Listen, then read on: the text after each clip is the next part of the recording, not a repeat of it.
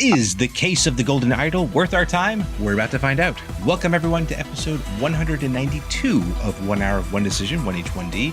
I am Chris. And I am Tom. And we take 60 minutes and play a random game on Xbox Game Pass and decide, well, Tom, do we like idols that are golden? I mean, historically, yes. There's a lot in the things that we like. Yes. And we talk about things that we like on this show. And we are talking about the case of the Golden Idol, developed by Color Gray Games. Not this gold. Game. Ooh, what? You said color gray, and I said, yeah, not gold. Yeah, it's not gold. But there are colors more than gold in this game. So, yes. And this game came out in October of 2022 on PC and Xbox and all that fun stuff there. I play this on the PC, 1.35 gigabytes on the PC. Tom, what about you? Slightly larger on the Series S, 1.82 gigabytes. Still not very large. No, very, very compact game. Well, in terms of current era games, for sure. Correct. Yes. Yeah. Like if this, because as we'll talk about it, this game is what kind of game, Tom? I put point and click mystery. Oh, okay. I said fairly the same thing. Point and click who done it. Yeah. Who done it is the mystery. Is the mystery. Yeah, that's the mystery. And hopefully the game loop is not a mystery, but we'll find out about that. What you got, Tom? Okay, so this was a little interesting. I put collect words by investigating scenes in order to complete a phrase summary of an event. Yeah. I wrote down click things that give you hints to figure out things. Yes. But those things are words. Yeah. And I don't think that gives anybody anything in terms of what they're trying to. Well, I mean, if you boil it down, distill it to the very bare minimum, that is what you're doing. You're clicking things and then you're trying to piece things together. We'll talk about it right now on our likes. Let's get into our likes there, Tom. Okay. So I put a little kind of tongue in cheek here. I wrote, this is a very novel experience. Puns. It's unusual to play a game that's really unlike other games. Like this is very different from most games that you would play. Absolutely. It's a puzzle game where the puzzles build on each other in terms of the information that you're gathering. Right. But the levels themselves are self-contained. Mm-hmm. It's interesting, but like you're getting information. There's a story developing as you're playing, but you could totally take each puzzle and play it independently and it would totally work and you wouldn't need to know anything from before. I like it. It's weird. It's strange. Yeah, now, when I looked at the description of the game, it did say it was a point and click adventure, but it is not like and we kind of alluded to it, it's not really like a point and click adventure of Days of Yore, where although the game is about Days of Yore because it's set in the 1700s. And like it's essentially like almost like a slightly moving picture. Yes. And on the page or on the scene, are little question marks that you have to click on, and that will, like you alluded to in your game loop there, you find words, and you have a word bank that you are you're trying to fill up. Yep. Certain scenes, like at least in the beginning, it's probably like one particular scene. Others have multiple ones and all that stuff. But this whole thing is about this golden idol, which is causing basically all this weird stuff to happen to this family, the Cloudsley family, if I remember correctly, is the it's just all this mayhem that happens. Not just like it goes through certain generations, I believe, too. Mm-hmm.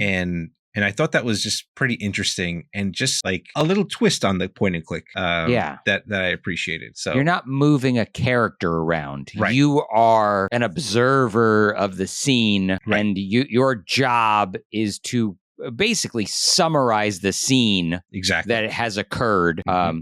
Who are the actors in it? What has occurred? Yeah. And you use this word bank in order to collect the words you need in order to kind of fill in almost like a Mad Libs kind of page where it's got a bunch of words already in there for you, like question mark, pushed question mark off this cliff in question mark. And it's like, Right. okay, well, who are the two actors here? Where did it happen? And you're finding all those clues throughout examining the scene. Right. So there's that kind of main Mad Lib that you need to fill out. Mhm. But then as you discover things in the scene, you get almost like subquests or like optional quests that happen where you can fill out, like, for example, who everyone is, the actors in the particular scene, and their first and last names and all that stuff. So yeah, like you're just kind of working through this scene, trying to really understand what's happening. And it's like, it's subtle because like it might be something that someone says during when you click on them that they kind of give you a hint into their motivations and stuff like that. Mhm. And like you said earlier, each chapter you might see a recurring person or a character that you've seen before, so that makes it a little bit easier for you to try and remember. Okay, I've seen this person before, so I already know who they are, and that kind of helps you build a case or understand what's happening here. So and I think it does, like you said, it is quirky. It is weird. Like the art style is very interesting. Is I guess. Is a term that you could say. And it had like a pretty good tutorial because it is different. You need to kind of understand what the heck is happening. Like, how do you like navigate this game? So I don't know how you felt about the tutorial, but I think I put a note here. I said, you don't need to guess, but the game allows you to do so. Yeah. So you have this ability. You have 3 chances to kind of check your work. Right. And it kind of gives you like a getting warmer type situation where it'll say like, 4 out of 5 of your phrases are correct. And it'll let you know which one is wrong, which I appreciate. Yes. And then you have the ability to go and look at hints if you want to. Yeah. I didn't actually do that, so I don't know how helpful that is. Right. But the game is kind of yeah, and to be clear, they are like very adamant that you try to figure things out. Like there's like several pages you have to actually click through to access a hint. I almost clicked a hint. I almost did, and that was like, oh, okay. Like, are you sure you want to do this? Like this is the whole point of the game, is for you to figure this out. Like, all right. Yeah, you're right. Let me just take it. And they're even like, turn off the game, walk away, do something else, go touch grass, whatever the case is, just like do something else. Like, okay.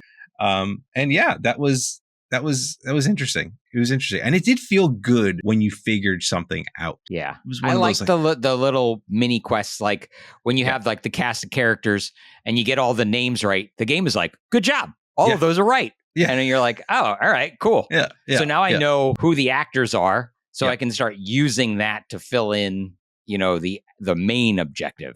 Right. It's like, okay, well, we know that the doctor's name is this. Yes. And so if we know the doctor is the one getting thrown off the cliff or whatever, it's like, okay, well, I'm confident that this is correct. Mm-hmm. Mm-hmm.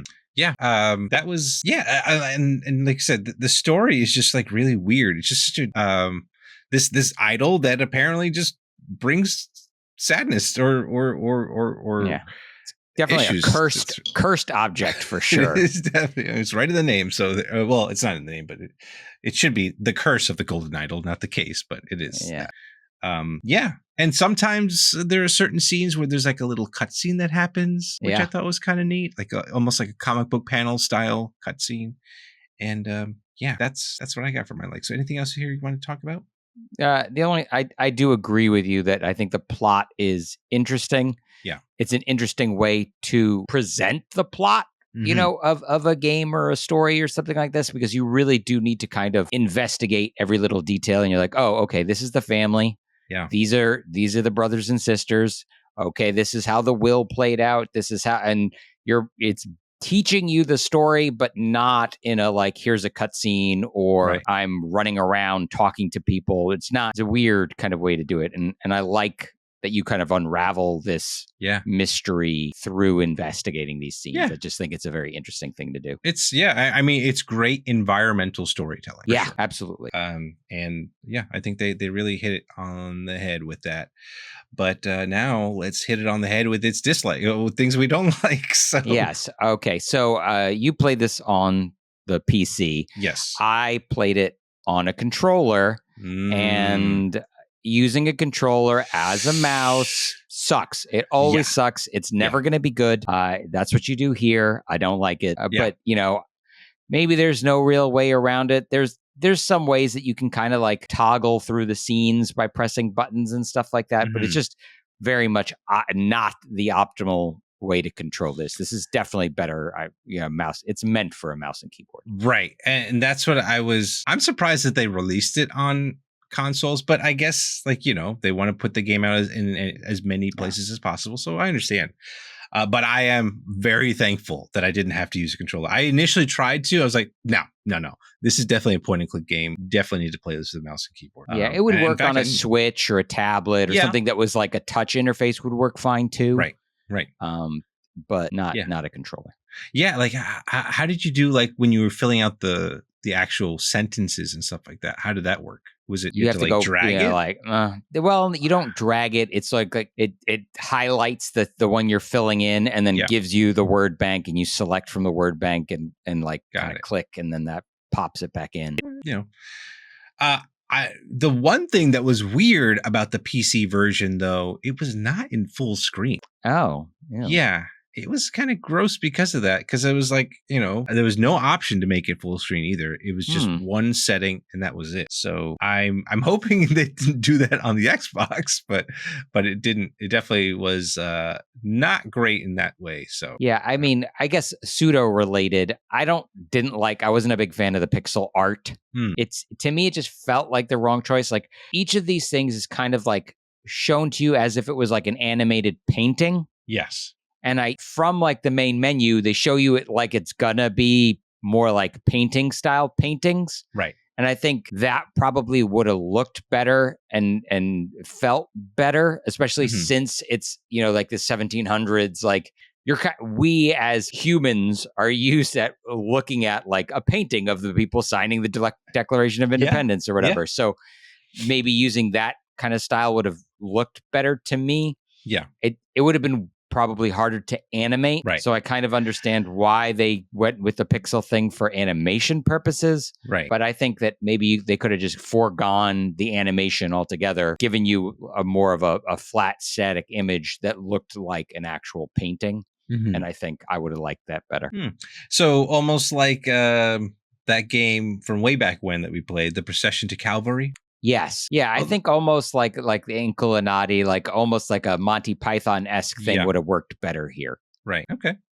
I mean, yeah, I guess depending on their kind of art capabilities and art direction and stuff like that. I agree. I mean, I thought it was just weird enough that it was like, why not? Like they wanted to go back to that kind of old school point and click adventure game, so I can kind of understand where they're coming from with that. But yeah, I agree. It could probably look a little bit better.